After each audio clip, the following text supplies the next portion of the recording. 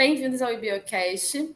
Eu sou a Brisa e dia 5 de junho é o Dia Mundial do Meio Ambiente. E para celebrar, recebemos a Michele Sampaio, professora associada da Unirio e coordenadora do Laboratório de Ações Sustentáveis, Laços. Michele é especialista em práticas geológicas, promovendo colaboração e diálogo em suas pesquisas. Ela trabalha para adaptar e disseminar localmente os conceitos do limite do planeta e os dos Objetivos de Desenvolvimento Sustentável, que são as ODS, sempre buscando promover a sustentabilidade na prática. É um prazer tê-la conosco hoje, Michele, para conversar sobre meio ambiente e como podemos trabalhar para preservá-lo.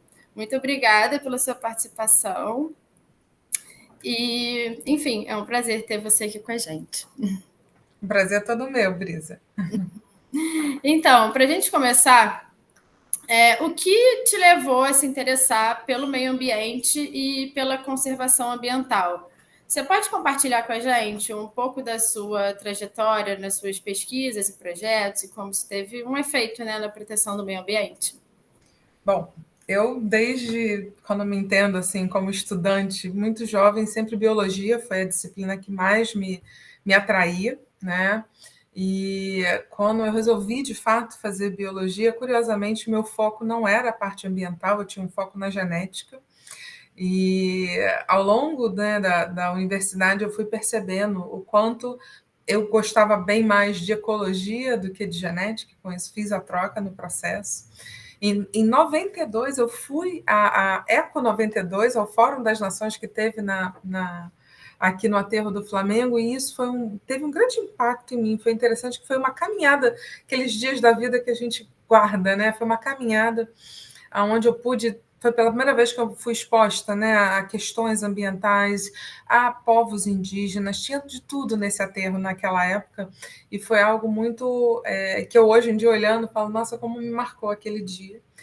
E quando eu decidi, né, no fim da graduação já, né, fazendo botânica ali, e fazer o mestrado e doutorado em ecologia, eu sempre tive, apesar do meu mestrado e doutorado terem sido em ecologia básica, né, em populações de plantas, vegetais, eu pelo menos sempre tive esse olhar para o quanto o meu trabalho tinha um significado ambiental. Infelizmente, lá em 2004, quando eu terminei o meu doutorado, ecologia de plantas, e principalmente ecologia de populações de plantas, não era algo que tinha tanta conexão com a realidade, né, com o que se precisava em termos de meio ambiente. E hoje em dia é muito interessante. Eu falo, gente, eu terminei o doutorado 20 anos mais cedo, porque quando a gente fala em restauração ambiental, por exemplo, o que mais se precisa é de especialista em populações de plantas. Então, é bem interessante o quanto várias coisas no mundo se transformam no meio do processo. Muito legal. Vou pegar esse gancho que você deixou agora e convidar as pessoas para assistirem o último IBIOcast, né? Que a Laura Jane também conversou muito com a gente sobre isso, né? Sobre as populações e como é importante essa, enfim, classificação, pesquisa e tudo mais, e como tem uma falta disso aqui no Rio de Janeiro, né? E vamos lá.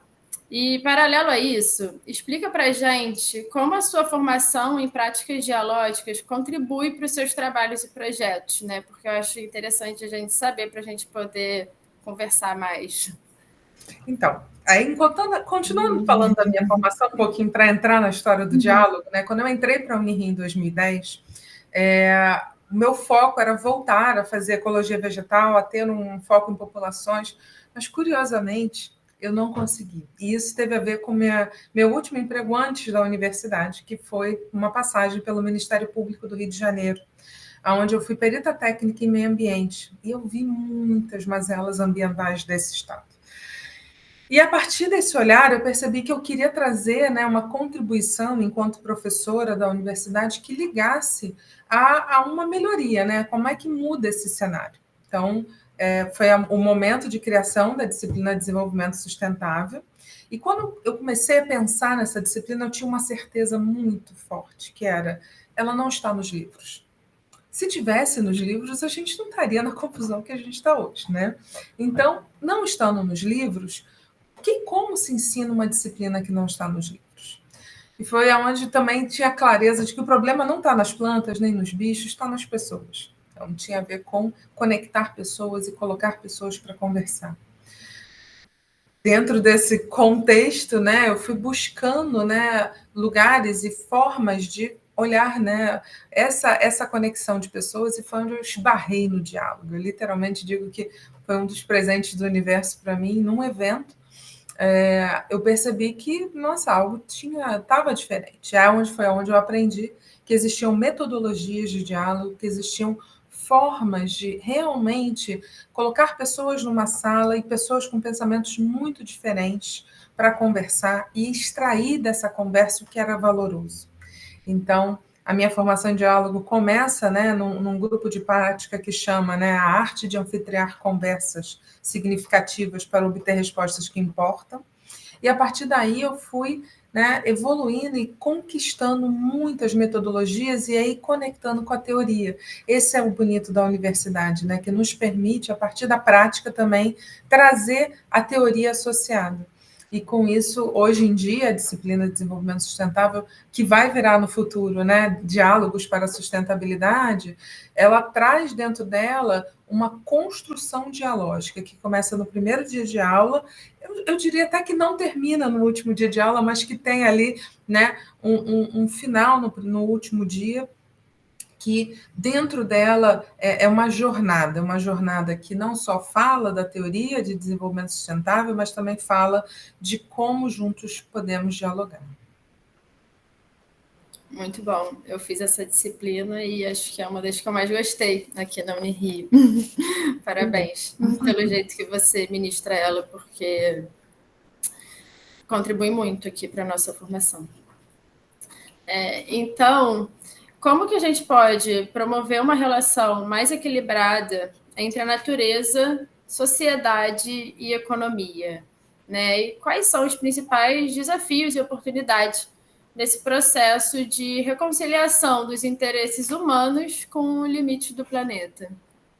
Acho importante começar a sua resposta conceituando limites do planeta, que talvez não seja tão claro para todas as pessoas, né? Assim, os limites do planeta são uma proposta científica e ecológica de 9 limites planetários que têm sido monitorados. A proposta foi feita pela primeira vez em 2009.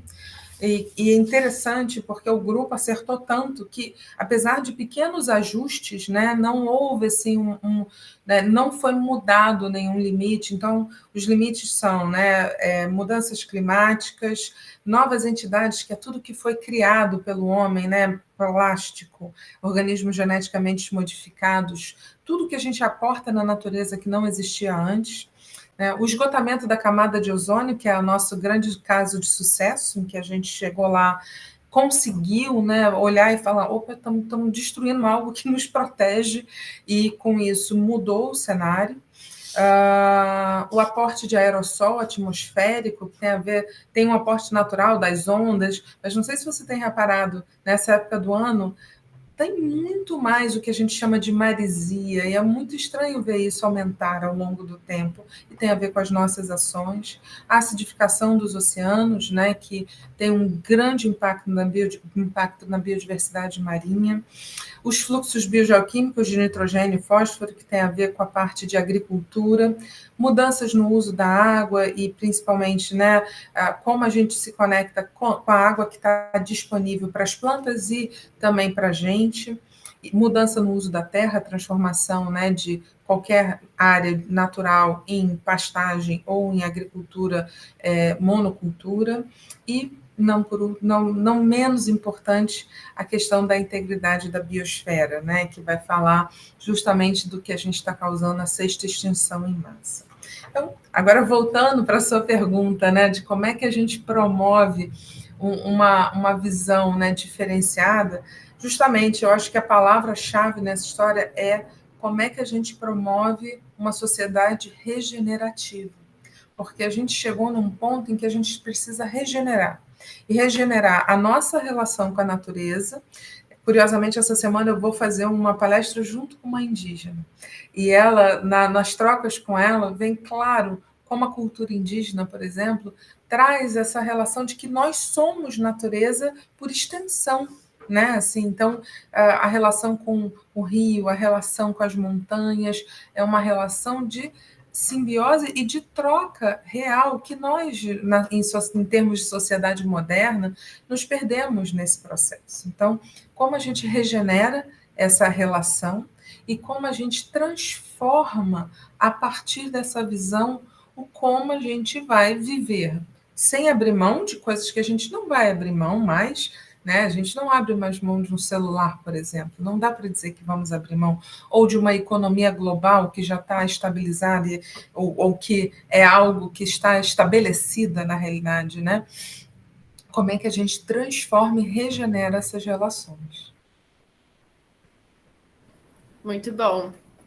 E eu acredito que tudo isso que você falou, né, colabora, interfira de alguma forma, né, para as mudanças climáticas, né?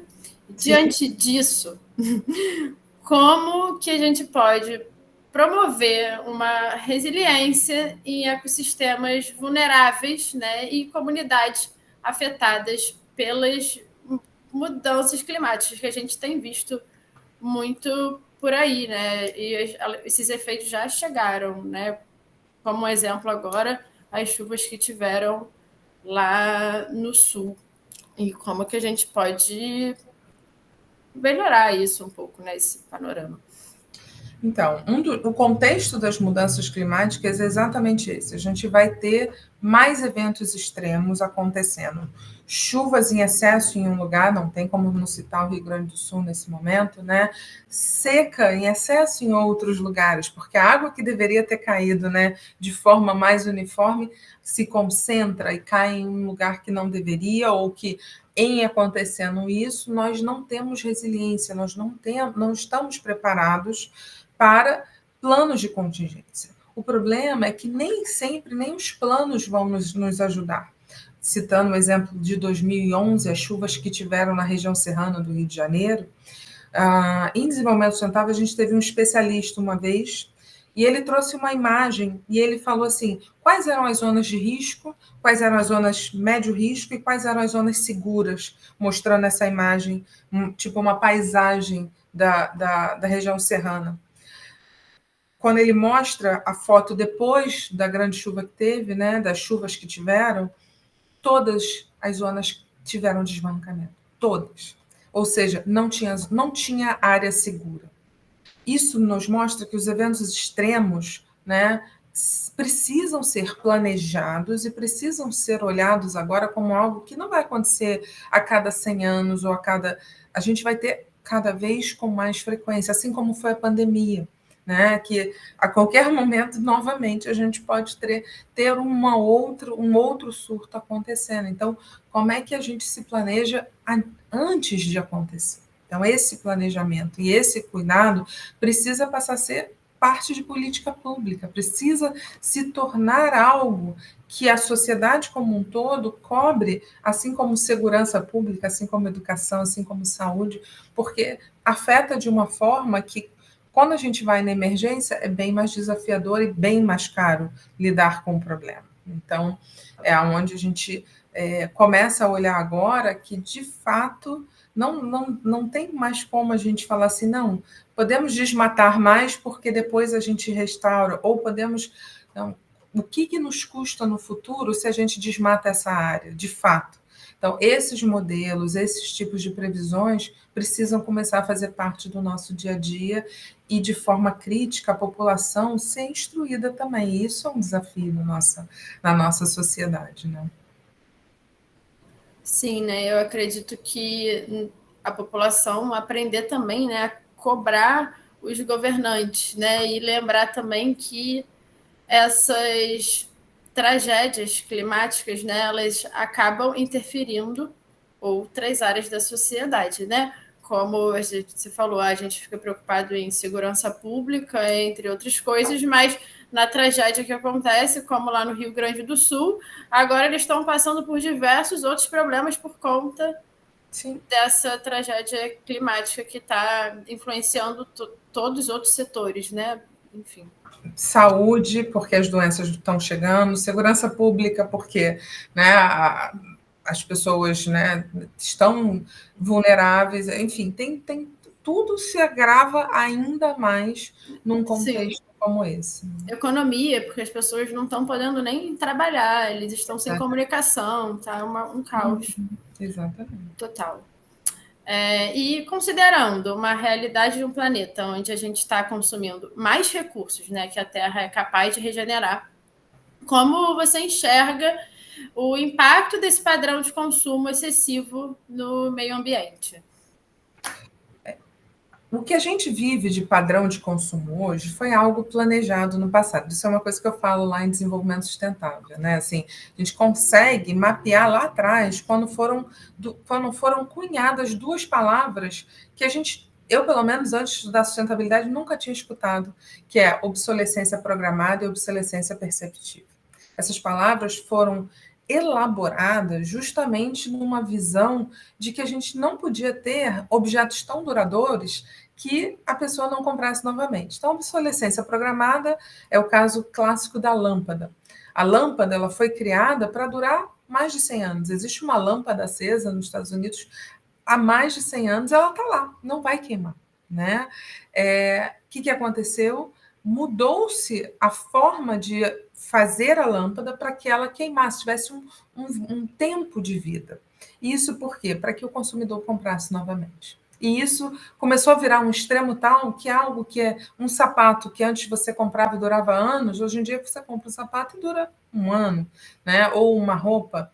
E aí, quando a gente fala de moda, a gente fala da obsolescência perceptiva, né? O que é moda esse ano não é moda ano que vem. O celular, né? O que um celular esse ano é super... O que é o da onda não é o do ano que vem.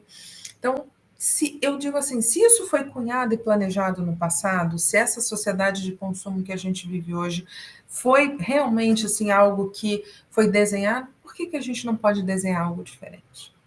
Por que a gente olhando agora, falando, não está dando certo? Como a gente muda esse desenho e transforma?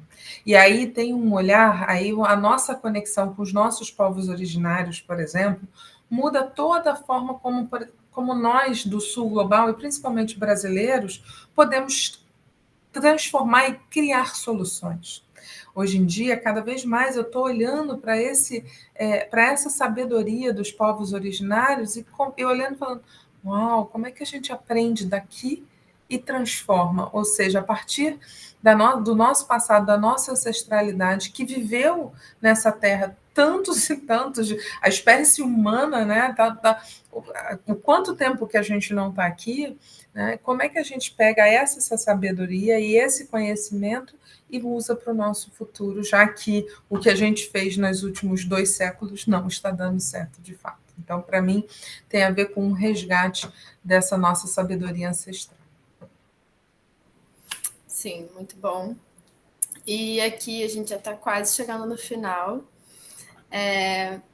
Como que você imagina um futuro, né, ideal para o meio ambiente? Quais ações prioritárias que a gente pode tomar para alcançar e tentar levar isso de uma forma mais positiva, né? Porque sempre que a gente fala de meio ambiente na atualidade, a gente recebe a gente é bombardeado de notícias tristes, né? Então, para a gente tentar mudar um pouco esse panorama. Vamos lá, né? Assim, essa ideia de imaginar o futuro. Esse semestre de desenvolvimento sustentável teve um presente, que a gente teve a gente fez uma visita ao Museu do Amanhã e fez um laboratório de futuros lá.